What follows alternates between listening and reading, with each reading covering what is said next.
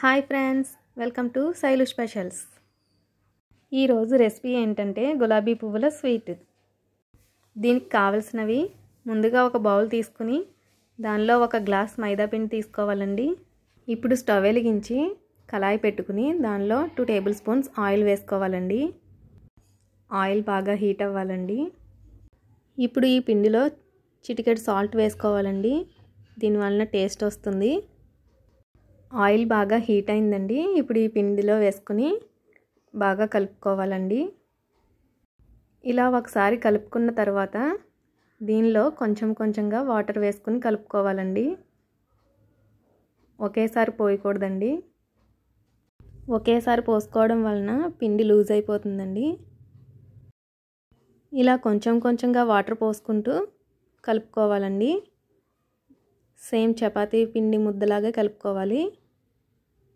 ఈ పిండిని ఇలా బాగా కలుపుకుని 5 నిమిషాలు నానబెట్టుకోవాలండి.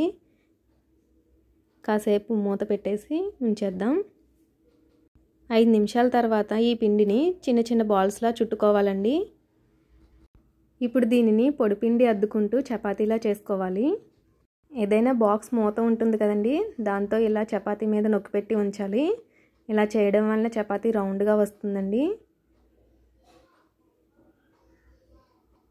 ఇలా అన్నీ చపాతీలాగా చేసుకుని ఒక ప్లేట్లోకి తీసుకోవాలి.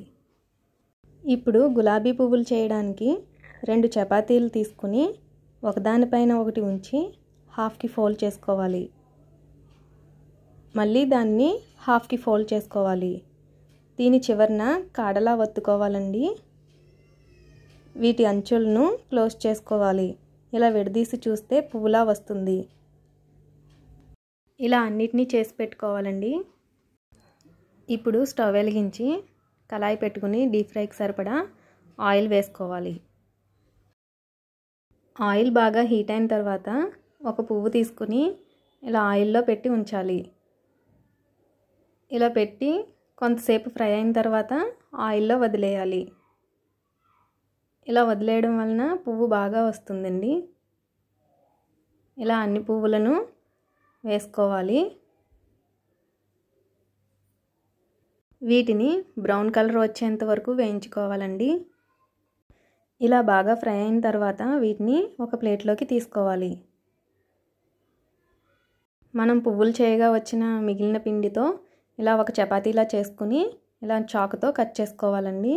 ఇలా చిన్న చిన్న ముక్కలుగా కట్ చేసుకుని వీటిని కూడా డీప్ ఫ్రై చేసుకోవాలి.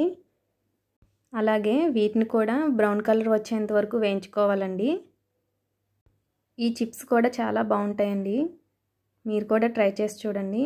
ఇవి ఫ్రై అయినాయి కదండి. ఇప్పుడు వీటిని ఒక ప్లేట్లోకి తీసుకుందాం. ఇప్పుడు పంచదార పాకం కోసం స్టవ్ వెలిగించి ఒక గిన్నె పెట్టి 1/2 గ్లాస్ వాటర్ పోసుకోవాలండి. 1 గ్లాస్ పిండికి 1 గ్లాస్ పంచదార సరిపోతుందండి. ఇలా పంచదార కరిగేంత వరకు కలుపుతూ ఉండాలి.